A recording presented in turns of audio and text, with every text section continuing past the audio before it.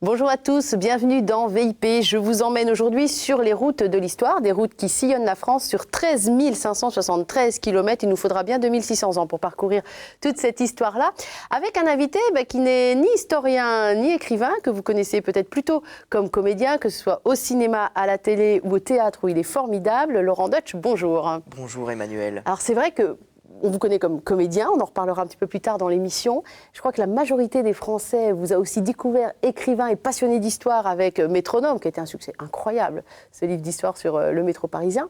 Et puis vous revenez avec Hexagone sur les routes de l'histoire de France. C'est l'actualité de Laurent Deutsch actuellement.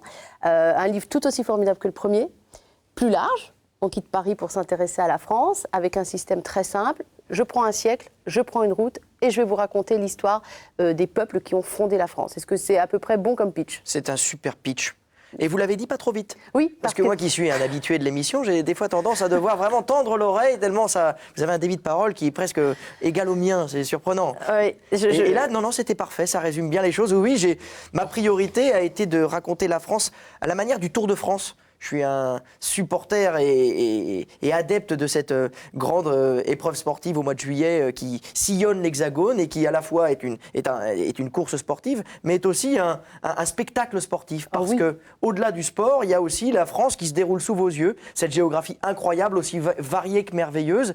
Et grâce à Jean-Paul Olivier, on a souvent des petites anecdotes historiques, comme des petits encadrés, comme des petites pierres, des repères. C'est pour moi les pierres du Petit Poucet qui nous permettent, tout en découvrant ce pays-là, savoir un peu ce qui se cache derrière. Donc finalement, mon livre, c'est vraiment un livre d'histoire géo. Alors, il faut savoir que c'est vrai qu'on se taquine un petit peu parce qu'on a tous les deux un débit assez rapide. Ce débit rapide et cette gouaille a aussi fait votre succès en tant que comédien. On s'est en tout cas pour vos premiers rôles appuyé là-dessus avant de vous emmener vers des rôles autres comme Jean-Paul Sartre. Moi, je vous ai vu jouer Mozart au théâtre. Vous jouez Le Songe d'une nuit d'été aussi. On est sur d'autres rôles. Mozart, c'était rapide aussi. Oui, ça dit, c'est vrai. C'est déjà il y a quelques années, ça, cette pièce-là, avec Jean Piat, si Exactement. je me souviens bien. Et ma femme. J'ai rencontré ma femme sur scène. Et Marie Joliboeuf, qui était d'accord. Qui faisait Constance. Dans votre récit sur Hexagone, on retrouve finalement votre manière d'être à l'oral. Vous êtes un homme de l'oralité plutôt, et on retrouve ce rythme et cette tension qui nous emmène avec vous, et vous nous embarquez complètement dans l'histoire. Moi, à la base, je ne suis pas une passionnée d'histoire. Là, je me suis fait embarquer total, quoi, vraiment. Bah, tant mieux, parce que c'est pour moi, vous dites que vous n'êtes pas une passionnée d'histoire, mais vous aimez les histoires. Voilà, exactement. Et la plus belle d'entre elles, c'est la nôtre. C'est l'histoire de France, pour moi. Une histoire de France dans laquelle chacun d'entre nous, tous les Français qui jouissent de cet héritage-là, puisque cette géographie qui nous entoure, c'est l'héritage de l'histoire de France. C'est donc pour moi une histoire qui nous appartient à tous et que dans laquelle nous devons nous reconnaître. Et pour s'y reconnaître, eh bien, il faut la décrypter et repartir sur ses traces. Vous vous êtes intéressé à l'histoire à travers des films qu'on a tous vus, que ce soit des Robin des Bois, Vikings, enfin, c'est vraiment par la fiction finalement que vous êtes arrivé à l'histoire de France et à l'histoire plus généralement. Ouais, c'est ça, c'est la fiction. Je regardais la dernière séance d'Eddie Mitchell. Ah oui, bien sûr. Et je me souviens de films comme Les 10 Commandements, où on voyait donc Charlton Heston qui jouait le rôle de Moïse et qui allait faire traverser la mer Rouge comme ça aux Hébreux. Et moi, le lendemain, dans mon évier avec mes Playmobil, je reconstituais la même chose. Et à ce moment-là, ma mère me voyant et s'amusant de voir mes combinaisons que je reproduisais le lendemain à partir de ce que j'avais vu la veille, eh bien, elle a commencé à m'acheter des livres. Ça a été la Bible racontée aux enfants par Alain Decaux, l'histoire de France racontée aux enfants par Alain Decaux. C'est par Alain Decaux donc que j'ai continué à me nourrir, à alimenter mon imaginaire pour me divertir dans un premier temps. Mais l'histoire de France n'est pas quelque chose de lourd et obscur et de fastidieux. C'est quelque chose au contraire qui doit être captivant, qui est passionnant. C'est pour ça que je la raconte peut-être avec tonus et avec rapidité. Mais c'est parce que pour moi, cette histoire de France, elle ne tient pas en place. Elle est trépidante. Oui, et il y a une manière aussi d'aborder finalement l'histoire de France en la désacralisant. Peut-être tous les gens qui ont un petit peu du mal à s'en approcher en se disant « Oh là là, mon Dieu, des tonnes de livres d'histoire, au secours ». Voilà, il y a ce rythme, ce ton, le côté anecdotique aussi choisi. Vous parliez tout à l'heure du Tour de France avec des petites anecdotes. Vous, il y a des encadrés qui viennent rythmer extrêmement régulièrement le récit, qui fait que d'un seul coup, on se focus, j'allais dire, sur une anecdote, un lieu, quelque chose d'extrêmement précis et qui rythme finalement, on peut se dire « Oh là là, le pavé », puis finalement, bah non.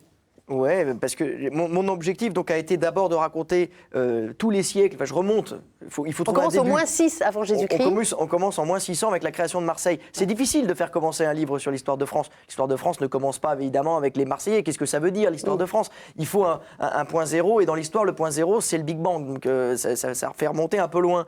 Mais moi, ce que je voulais, c'était me servir des routes. Et pour moi, la première des routes, qui était une route un peu légendaire, un peu mythique, mais un mythe fondateur, et les mythes sont essentiels dans la réalité historique, ça j'en suis intimement persuadé. D'ailleurs, la science n'est que finalement un long apprentissage de mythes premiers, de conjectures et d'hypothèses premières. Et donc pour moi, le mythe fondateur des routes, c'est les 12 travaux d'Hercule, Homère, les Grecs, donc la création de Marseille par les Phocéens qui étaient des Grecs, et qui pour moi fait d'Hercule le premier touriste de l'Hexagone. C'est le premier qui nous a un peu instruit sur les routes de France, puisqu'il est allé d'Espagne en Italie en passant par l'Hexagone lors de son 10e travail, qui était de capturer le troupeau de Gérion. Donc voilà, là on a un peu le premier pèlerin, le premier touriste sur les routes de France, c'était dans les mythes d'Homère. Alors c'est drôle que vous parliez de pèlerin, parce qu'en refermant le livre, la toute première question que je me suis posée, je me suis dit, il faudra que je lui demande, forcément on parle des routes de pèlerinage aussi, et Dieu sait qu'il y a beaucoup de pèlerinages en France, mais pas qu'en France, en Europe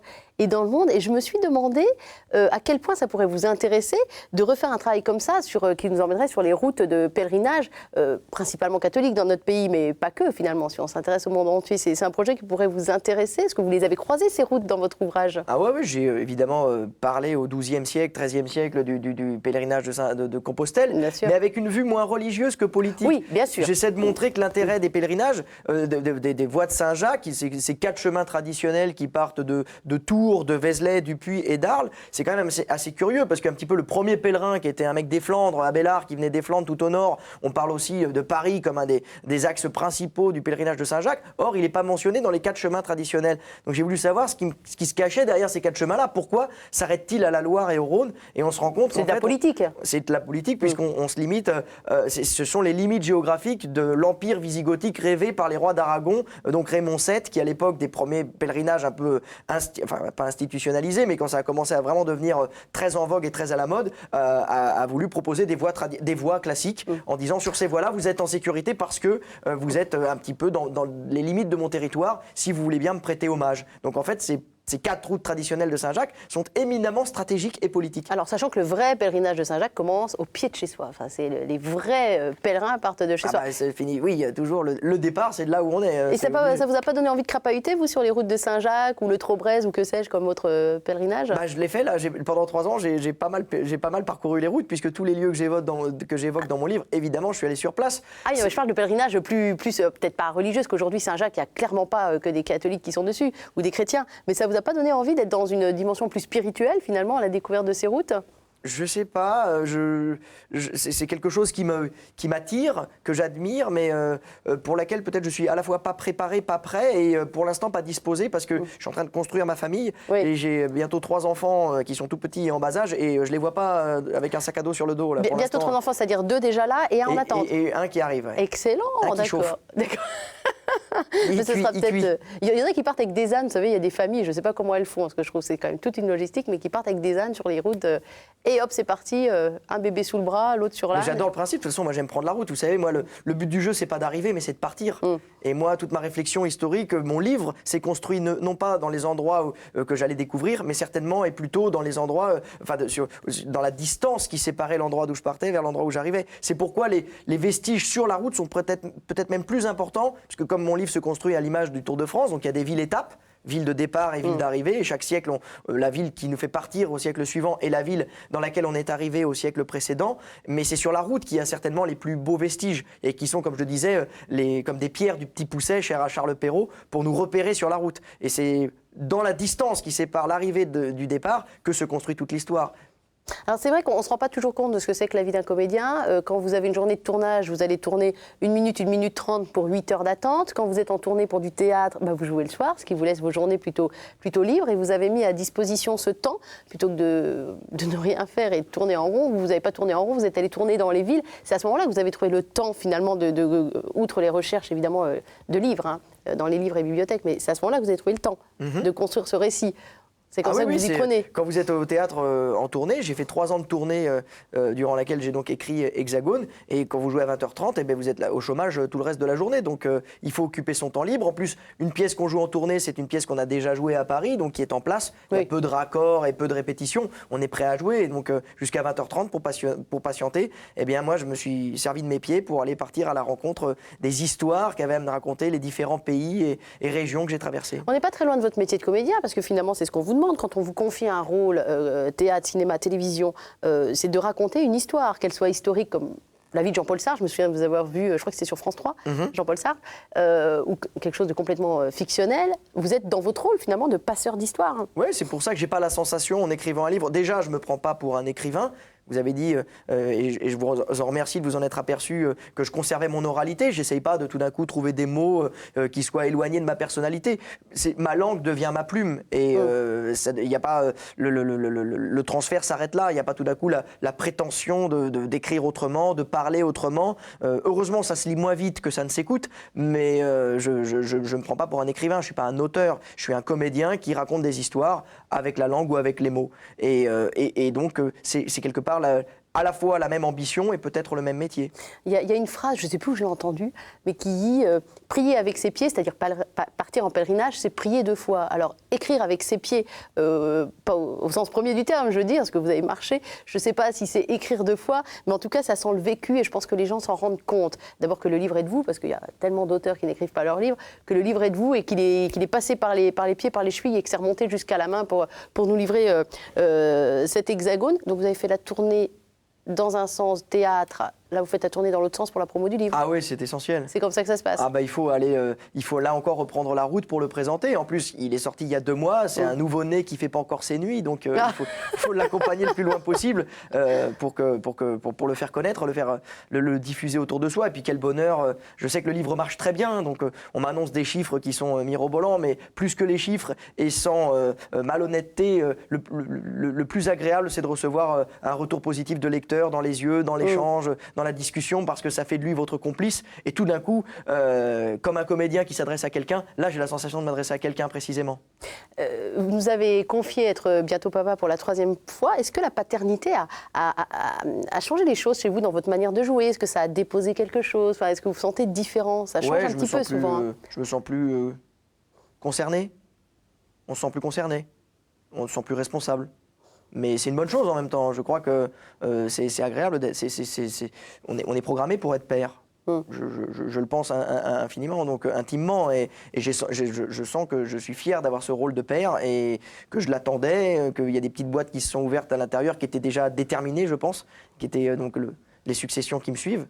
Et moi, j'en suis très heureux. Et oui, ça modifie beaucoup de choses. C'est s'inscrire dans l'histoire. Je sors plus le soir. Déjà. Je sors plus le soir, je me mets à regarder des séries. Parce que c'est moi qui garde mes enfants, parce que ma femme joue au théâtre. Donc je regarde des séries. On me disait, mais non, les séries, c'est chronophage. Mais on a le temps, là, d'un coup. Là. On a le temps. Et dans ma 8h, de 8h à minuit, qu'est-ce que je fais? Je regarde des séries.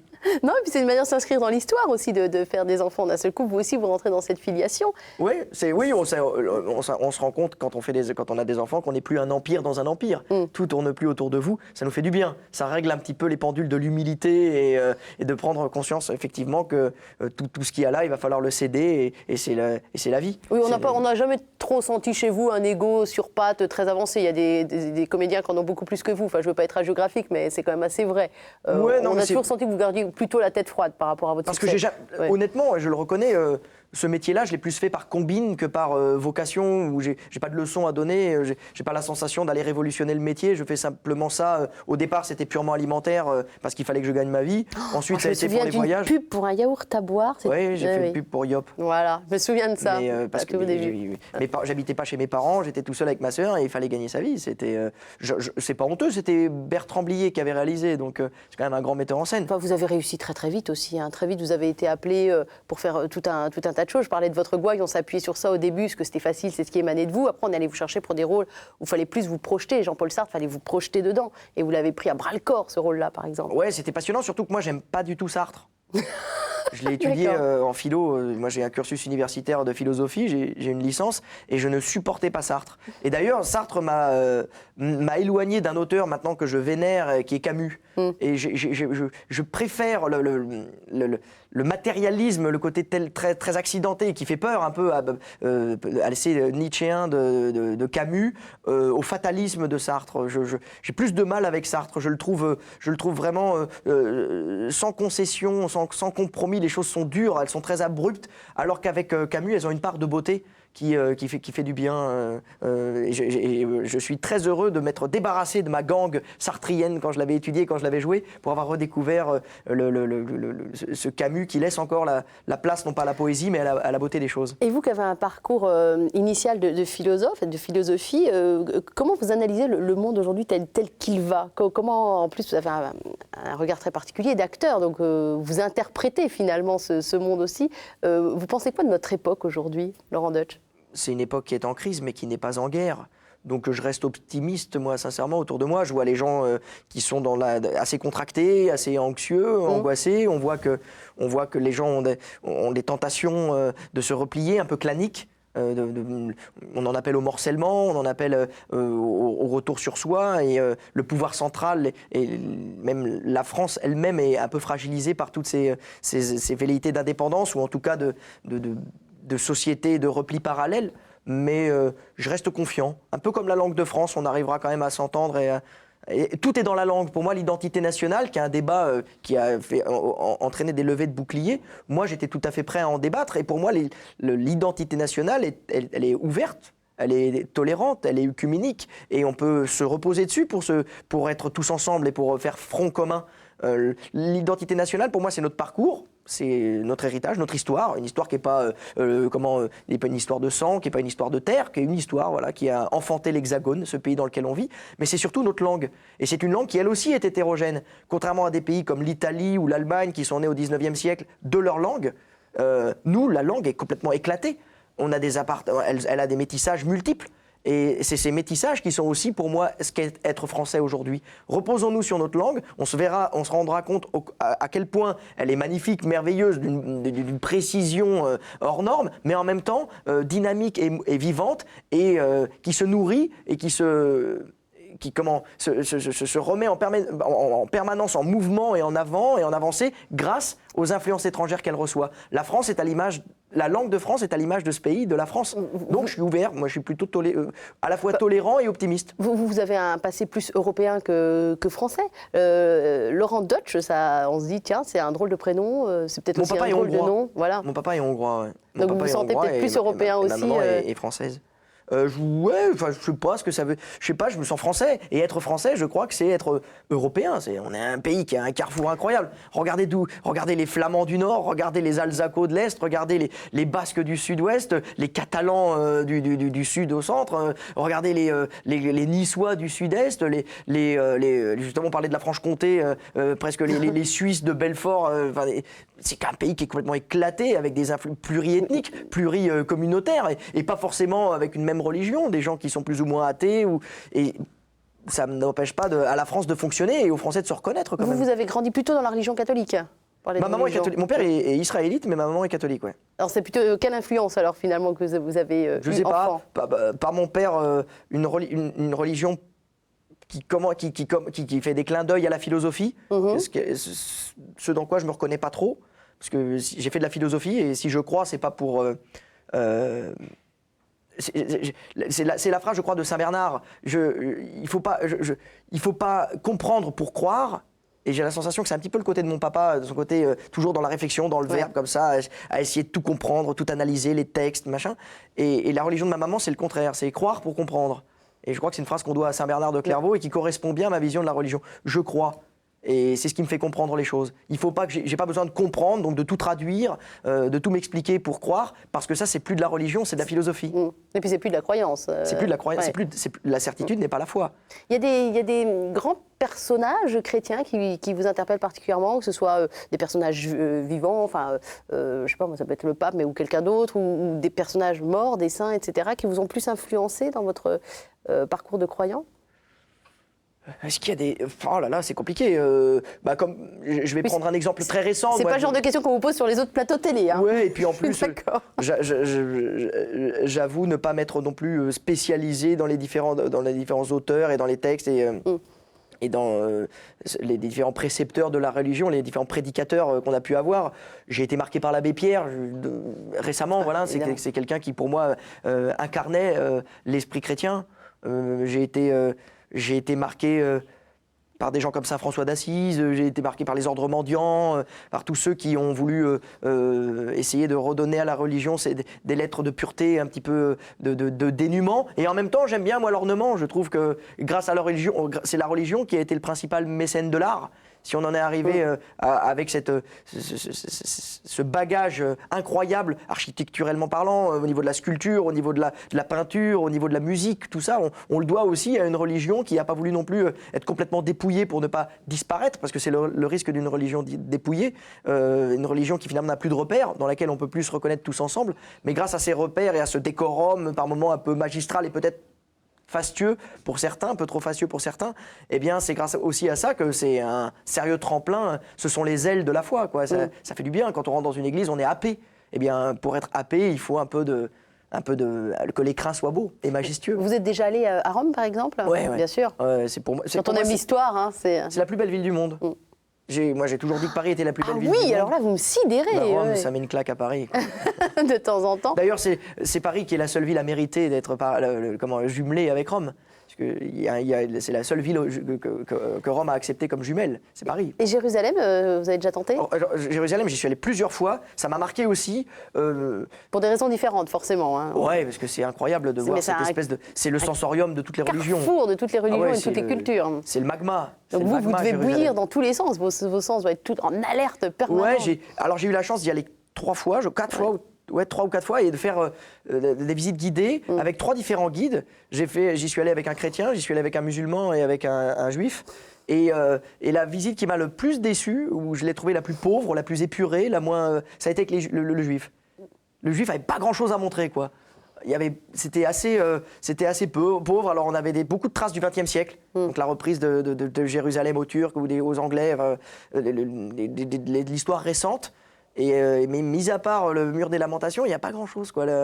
La vieille ville, la ville sainte de Jérusalem, il manque des repères. Et comme pour moi l'histoire doit s'inscrire dans des repères encore accessibles, qui sont contemporains de mon propre parcours, de mon propre passage, eh bien l'histoire judaïque de Jérusalem souffre un petit peu, quoi.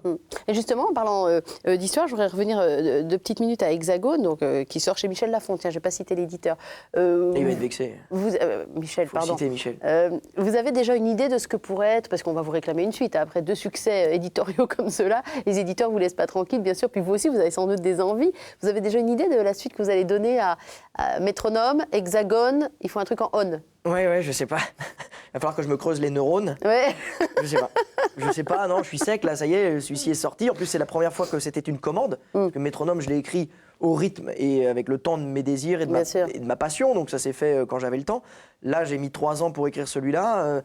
Non, si le succès lui prête vie, peut-être que j'en ferai d'abord une version illustrée, comme pour Métronome. Ah oui. Et puis il y avait aussi la version télé aussi. Il y a eu 4 épisodes, si je me souviens bien, sur Métronome. Sur France Télévisions, si France Télévisions a encore envie d'être partenaire, on ira décliner Hexagone sur ces supports-là. Mais après, je sais pas, non, j'ai pas d'autre idée. Oui, puis il faut le temps que ça mûrisse, puis il y a un bébé qui va arriver, et puis ça va m'accaparer pas mal, ça. Un petit peu, c'est un peu accaparant les enfants, vous avez remarqué ? C'est ça, la marche est haute. En plus de 2 à 3, il paraît que la marche est très haute. Vous verrez. Moi, je vous propose, pour cette deuxième partie d'émission, d'accueillir un 3e invité. Vous avez parlé tout à l'heure, ça fait tilt dans ma tête, de tout ce que la religion avait pu apporter à l'art comme mécène, mais pas uniquement. La personne que nous allons recevoir fait un métier, alors ils ne doivent pas être nombreux à le faire, hein, c'est sculpteur d'automates. Vous connaissiez, sculpteur d'automates? Non, ça ne vous dit rien du tout. Je me doutais qu'il se cachait quelqu'un derrière l'automate, hein, que... Tout n'est pas création divine. Et voilà, c'était ça. Je vais vous présenter Jacques Monestier qui va venir s'installer sur le fauteuil. Bonjour Jacques, entrez. Je vous présente Laurent Deutsch. Bonjour. Voilà, asseyez-vous. Donc Jacques est sculpteur d'automates. Il a pu faire de son art un métier et de son métier un art. On a toujours une image un petit peu d'Épinal, hein, Jacques, des automates. On imagine le truc qui fait un peu comme ça, là, qui bouge comme ça. Et alors, c'est pas du tout ça. C'est pas du tout ce que fait Jacques. Vous pouvez nous expliquer ce que c'est? Les automates qui bougent comme ça sont des automates qui sont soit très usés, soit mal faits. Voilà, en tout cas, c'est pas les vôtres. Les cams ne font pas les mouvements. Et moi, je n'utilise pas de cam, j'utilise et je m'inspire beaucoup de ce qu'a fait le bon Dieu. C'est-à-dire que quand vous verrez des œuvres comme Le Trotteur, et je décortique un pur sang, j'étudie le squelette, j'étudie les muscles, j'étudie la cinématique du mouvement. Et puis je repars en sens inverse pour essayer de retrouver la cinématique, le mouvement. Et donc, alors c'est un métier passionnant parce que j'essaie pas de faire comme Frankenstein qui essayait de refaire l'être humain. J'admire l'œuvre de Dieu et je m'en inspire. On va décortiquer pour essayer de la reproduire à votre niveau. Mais alors, avant qu'on aille plus loin, vous avez regardé la première partie d'émission Jacques Monestier en tête-à-tête, moi et Laurent Deutsch, et oui, il y a des privilèges. Qu'est-ce que vous avez pensé de cette première partie? Est-ce qu'il y a éventuellement, dans ce qu'a pu dire Laurent, une phrase qui vous a particulièrement interpellé ou une idée qui vous a plu comme ça et sur laquelle vous aimeriez rebondir? Une chose merveilleuse, c'est j'aime les gens passionnés. Et alors là, vous êtes servi là. Voilà, donc ça et trouver le fil conducteur de sa vie, c'est-à-dire trouver une raison de s'exprimer, et justement en trouvant des lieux, des choses qui parlent, et de faire partager aux autres. C'est un peu vrai que c'est ce qui dégage de vous. Il y a cette phrase que j'ai lue, c'est « Quand je sais où je suis, je sais où j'en suis ». C'est un peu ce qui se dégage de vous, Laurent Deutsch. Mais moi, je suis convaincu que c'est la phrase de George Orwell, quoi. On en est un petit peu dans la science-fiction, les robots, donc je vais commencer à m'adapter avec Orwell. Il disait, pour contrôler l'avenir, il faut contrôler son passé. Et je crois que se retourner vers son passé, c'est pas du tout faire le signe d'une crainte ou d'une crispation face à l'avenir, mais au contraire, c'est l'idée de se dire, pour être bien armé, pour faire face à l'avenir et partir à la rencontre de l'autre, eh bien, il faut avoir des bagages, quoi. Il faut avoir quelque chose avec quoi échanger. Moi, on me dit, oui, vous racontez une histoire de France, alors ça ne vous intéresse pas l'histoire du monde, mais au contraire. Et aujourd'hui, on est tous convaincus qu'on est des citoyens du monde, que les problématiques sont mondialisées, elles sont globalisées. Mais être un citoyen du monde, ça ne fait pas de nous des citoyens de nulle part. On a quelque chose à raconter. Et c'est ce qui fait la variété, la richesse et les chances et le métissage. Si on est tous pareils, il n'y a plus de métissage. Avant, vous décortiquez l'histoire.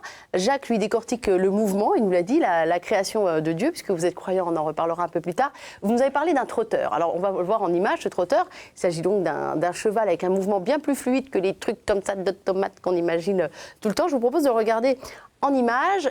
Il est quand même très, très grand. Hein. Ce n'est pas une petite sculpture. Pourquoi on parle de sculpture d'art ?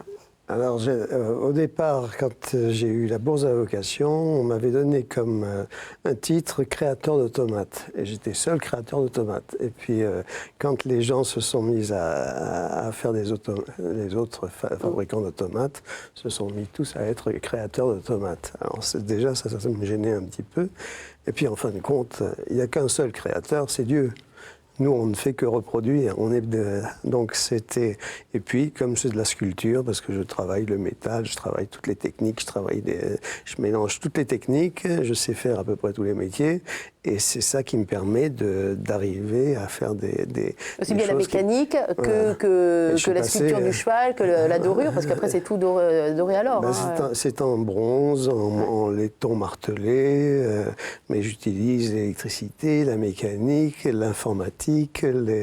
Et je suis ouvert à tout. Vous avez vu un peu la fluidité de ce mouvement de cheval? Vous avez vu Laurent Deutsch? Les chevaux, moi, je développe en ce moment une collection de bandes dessinées sur l'histoire de France, et on m'a expliqué que le plus dur à dessiner, à retracer, à retranscrire dans le mouvement et dans le dessin, c'est le cheval. C'est une des silhouettes qui est les plus difficiles à retranscrire. C'est une chose extraordinaire, le cheval, et il est très difficile à faire, parce que là, vous avez les cuisses et les épaules qui sont noyées dans la masse musculaire.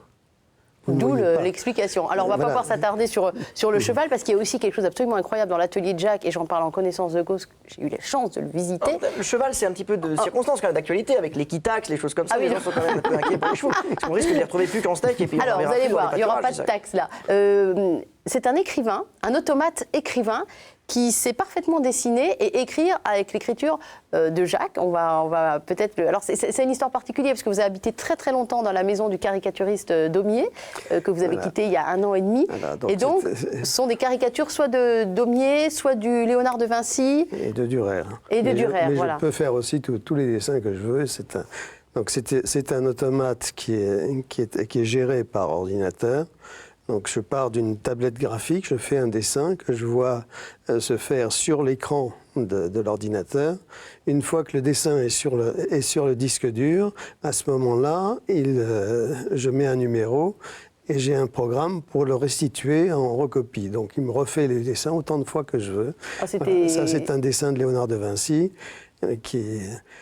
et donc je peux faire des daumiers. Et le premier dessinateur, c'était un restaurateur qui était à Valmondois, dans le Val d'Oise, où j'habitais.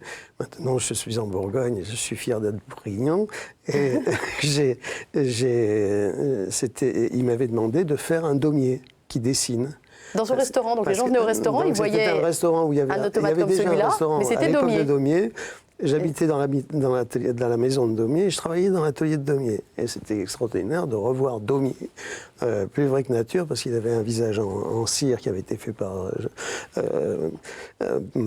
Druet, qui est un sculpteur, et qui m'avait fait une tête en cire. Alors il était plus vrai que nature, et quand on entrait dans mon atelier, on disait « Bonjour monsieur ». Ouais, c'est incroyable. Et puis comme il manquait dans mon atelier, quand il est parti, il y a eu un grand vide, j'ai décidé de refaire un dessinateur. Et alors le dessinateur me faire en autoportrait, mais comme je ressemble beaucoup à mon grand-père, j'ai la même forme de crâne, donc j'ai moulé mon crâne, j'ai moulé mes oreilles, mes yeux, j'ai mis le nez de mon père qui avait le nez busqué, j'ai mis les moustaches de mon grand-père, et j'ai un grand-père en or qui dessine à côté de moi toute la journée. Voilà. Vous êtes au musée Grévin, Laurent Deutsch, ou pas? Oh non. Non, pas encore. Oh non, ça va venir. Pourquoi faire? Ah, je ne sais pas, ça va venir, non. vous allez voir. Mais c'est vrai qu'un musée de l'automate, on aurait envie, parce que chez vous, c'est un peu ça. Il y a des automates de tout style, de toutes sortes. C'est un métier extrêmement complet et de création. Et vous avez eu la gentillesse d'en amener un sur le plateau. Alors, depuis tout à l'heure, vous vous demandez peut-être ce que c'est que cette table avec ces objets bizarres. Eh bien, vous allez voir. On va vous montrer une main d'automate qui a été conçue par Jacques Monestier, ici présent, et qui a un tel prodige de technique que cette main, on va quand même le dire, sert aujourd'hui à des amputés. Alors, donc c'est une main en bronze doré qui a été moulée sur ma propre main et qui bouge avec... et là aussi, j'ai fait toute une analyse de ma propre main, une radiographie de mon squelette, j'ai moulé ma main et à partir de là, j'ai pu refaire une main. Et donc, vous avez passé vos objets à Laurent Deutsch, tiens, voilà. Mais là, il y a un câble qui vous relie, c'est... Attendez, n'allez pas trop vite. Ah non, voilà, ça c'est mon problème. C'est votre problème, vous êtes passionné. Voilà, donc regardez, la dextérité de cette main... Elle change les volumes. Voilà, donc elle s'adapte complètement aux objets qu'elle prend. Voilà. Une timbale de baptême. Ça c'est un couteau. Qui est un objet... Alors, je ne suis pas très à ma main parce que... Ah, il faut que je donne des pièces, parce que si vous me donnez un couteau, je suis obligé de vous redonner... Non, voilà, c'est 1 euro maintenant, c'était 5 francs avant. Je reposerai. Voilà. Donc, c'est un couteau qui est un objet très difficile. Donc, j'ai moulé l'intérieur de la main et ça me fait une poignée qui permet de d'éplucher un fruit. Je précise que l'exercice est rendu difficile pour Jacques Monestier parce qu'on lui a demandé d'être assis pour l'émission, alors que c'est beaucoup plus simple d'être debout. Regardez un petit peu la dextérité, comment avec une main en automate, on arrive à faire un... Et voilà, un nœud. Et c'est parti. Cadeau. Merci. Et la pression que vous arrivez à faire exercer, vous arrivez à gérer la pression de la main? Ah ben vous allez Vous aimez jouer aux cartes? Encore, moi. Voilà, donc ça c'est un jeu de cartes. Alors, ma femme me dit que je ne sais pas jouer aux cartes parce qu'on ne montre pas son jeu. Et c'est pas grave, c'est pour... Ah, c'est incroyable. Voilà, et on arrive même à tenir des cartes. Voilà, et donc j'ai des amputés qui portent cette main et qui sont très heureux d'avoir ça parce qu'ils peuvent changer leurs cartes et faire bouger leurs cartes et ils peuvent distribuer des cartes. Alors sachant que les amputés, eux, n'ont pas la main que, évidemment, Jacques utilise sa main naturelle pour diriger celle-là. Pour faire la démonstration. Voilà. Vous avez vu le jeu d'épaule, là, quand même. Vous voyez comme il se tient bizarrement depuis tout à l'heure. Voilà. Et donc là, il y a des... Alors, il faut que je... Voilà, ça c'est un stylo.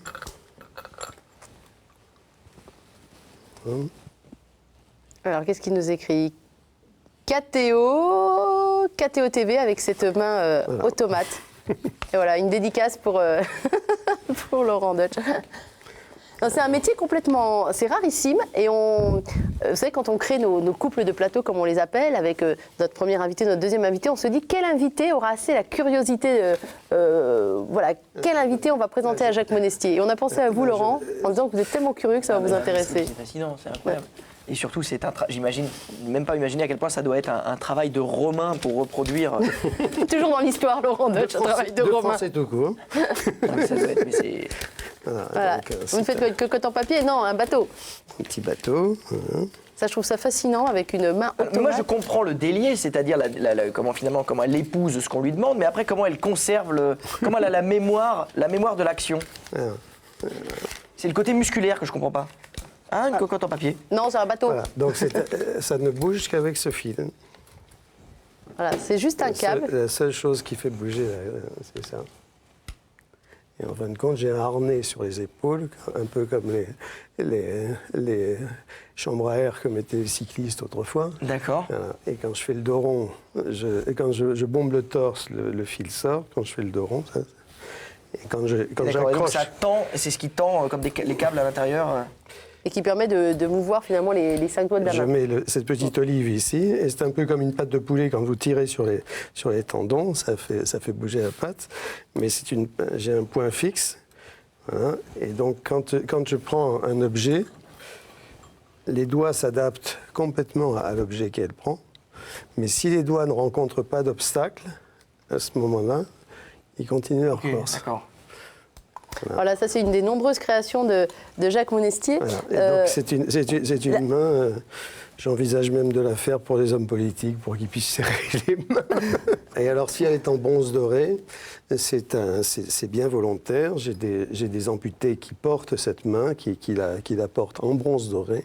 Et non pas couleur chair comme on pourrait l'imaginer, bien sûr. Alors c'est parce que j'ai observé les amputés, quand on leur met une main couleur chair, ils cachent le handicap. Ça veut dire qu'ils essaient d'avoir une main qui remplace la main qui est perdue. Or, la main qui est perdue, jamais vous n'arriverez à avoir la même couleur, la même forme, à moins d'être très prévoyant, où vous moulez la main avant de vous la faire couper, mais c'est quand même assez exceptionnel. Et de toute façon, entre le matin et le soir, entre l'été et l'hiver, la main change de couleur.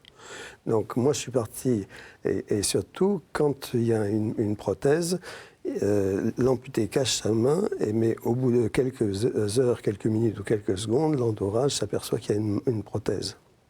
Là, vous jouez le quart de la visibilité, de l'art, de l'objet d'art. Et on n'ose plus regarder. Donc il y a un mur qui tombe entre l'amputé et son entourage. Moi, je suis parti avec une idée d'artiste, disant s'il la cache, c'est qu'elle est laide. Pour qu'il la monte, il faut qu'elle soit belle. Et pour qu'elle soit belle, il faut en faire un bel objet. Et comme je fais des objets qui bougent, en plus de ça, elle est pratique. Et chaque main que vous refabriquez, évidemment, sera semblable, sera la jumelle de la main. Ce sont mes mains qui ont toujours servi. Parce qu'en fin de compte, à partir du moment où elle est en bronze doré, elle est différente, donc elle peut être un peu plus grande, un peu plus petite. Et surtout, alors pour vous donner un exemple d'un des amputés que j'ai appareillé, un garçon qui s'était fait sauter la main à l'âge de 10 ans en faisant des explosifs. Alors les explosifs, ça fait sauter des mains d'enfants à tour de bras. Et il n'avait jamais porté de prothèse. Et quand je lui ai mis cette main, il habitait dans la région lyonnaise, il a été à la gare de Lyon, il m'a dit c'était merveilleux, j'ai acheté mon journal et j'ai commencé à lire mon journal à deux mains, ce qui est une chose qui paraît simple, mais qui est impossible pour un amputé avec une seule main. Et il m'a dit ça c'était déjà merveilleux, mais ce qui avait été plus extraordinaire, c'est que derrière le journal, je sentais que tous les yeux étaient fixés sur cette main. Alors comme il était un peu blagueur, il m'a dit, j'ai fait bouger lentement mes doigts, et puis au bout d'un petit moment, j'ai plié mon journal à deux mains, je l'ai posé sur mes genoux, et tout le monde m'a parlé. Et comme il était professeur d'histoire, donc il est appelé Mike Goldfinger, et quand il passe à Orly, il passe avec la main dans le dos, il fait sonner toutes les alarmes, tout le monde se réunit, et il fait une démonstration, et tout le monde lui parle. Le jour où vous croiserez ce professeur d'histoire, vous qui êtes tellement passionné, Laurent Deutsch, vous reconnaîtrez la main, vous pourrez dire « Ah, je connais votre concepteur !» Je saurai le truc. C'est Jacques Monestier. C'est vraiment passionnant de découvrir ce que vous faites, Jacques, et de vous écouter. Vous avez entendu la première partie de l'émission où on parlait d'Hexagone. Je voudrais vous soumettre à tous les deux des phrases de Laurent. C'est les toutes dernières phrases du livre, alors qui, moi, m'ont laissé songeuse. Donc, je voudrais vous faire réagir tous les deux. Quelle surprise nous réservent-elles ces routes du 3e millénaire? Bien malin serait l'augure qui pourrait nous le dire. Sans doute les peuples feront-ils comme ceux que nous avons croisés jusqu'ici, des détours, des avancées fulgurantes avec des égarements inspirés par l'orgueil des humains quand ils veulent égaler les dieux et des possibilités qu'ils n'auront même pas pu imaginer au départ. Alors, ils se réjouiront d'avoir trouvé le bon chemin, mais ils ne s'arrêteront pas là pour autant. Toutes les routes se terminent quelque part, mais la route, elle, celle qui nous entraîne au-delà de nous-mêmes, n'a pas de fin. Ça, ce sont les paroles de Laurent. Ma question, la voici. Quelle est la route pour vous deux? Vous êtes très installés chacun dans votre art, sculpture d'automate ici, comédien et puis de fait historien, écrivain malgré tout ici. Quelle est la route pour vous après? Mais une route bien supérieure, autre chose. C'est quoi? Allez, Laurent, Prums. D'une manière tout à fait pragmatique, évidente, ça sera d'accompagner la route de ceux qui me suivent. Et d'abord, évidemment, les premières d'entre elles, mes petites filles. Voilà, de suivre un petit peu leur route, déjà d'être surpris, d'être saisi par la manière dont elles commencent à construire leur propre route. Avoir envie que ce soit plus moi qui les conduise, qui est pourtant la sensation immédiate que j'ai la sensation que c'est moi qui les accompagne, voir un peu ce que ça fait quand c'est moi qui les suis. Et elles commencent à avoir leur propre petit cheminement et je les suis sur leur propre route. Je vois leur émerveillement pour des choses auxquelles j'aurais même pas pensé. Finalement, c'est prendre la route des autres. Ouais. Mais jolie réponse. Qu'est-ce qu'elles vous ont appris, vos filles? Ça vous laisse plus de temps pour réfléchir là. Qu'est-ce qu'elles vous ont appris, vos filles, depuis qu'elles sont arrivées? Elles voient tout. Ce qui me surprend, c'est qu'elles regardent mon quotidien, que je regarde d'une manière banale ou avec indifférence. Elles repèrent tout. Elles savent tout. Elles savent exactement à qui appartient ce pull, la couleur de où est telle ou telle chose dans l'appartement. Elles ont quel âge? Elles ont 3 ans et 1 an et demi. Je parle surtout pour celle qui a 3 ans. Celle qui a 3 ans, elle sait où tout se trouve. Et c'est un espèce de petit démurge, quoi. C'est presque un petit dieu dans l'appartement. Elle sait où tout se trouve. J'ai perdu quelque chose, je lui demande, elle sait où c'est. Elle sait ce que c'est, elle sait à qui c'est, elle sait de quelle couleur c'est, elle sait la dernière fois qu'on l'a vu. Et ça, c'est incroyable, c'est saisissant. Et je me sens plus chez moi. J'ai l'impression d'être chez elle. Alors, même question. Pour vous, quel est le chemin, la route telle que c'est écrit? Il n'y en a qu'une. Celle qui nous entraîne au-delà de nous-mêmes. Moi, c'est le chemin du paradis. C'est la seule chose qui m'intéresse. Et vous êtes venu à la maison et vous avez vu mon grand projet qui est de faire toute l'Apocalypse de Saint Jean en automate. C'est le projet de ma vie. Et je suis dans... Et puis c'est pas l'Apocalypse, ça c'est taille-là. Hein. Je reste dans les automates. Est-ce que vous avez vu justement l'automate qui se trouve à la basilique, la primatiale Saint-Jean à Lyon? Non. Ah, vous avez un automate qui date du 15e siècle avec les saisons, avec des petits personnages animés, comme des Jacquemart. Ah bah si, c'est la plus belle. Mais c'est un truc, c'est à Saint-Jean. À Saint-Jean, à Lyon, allez-y.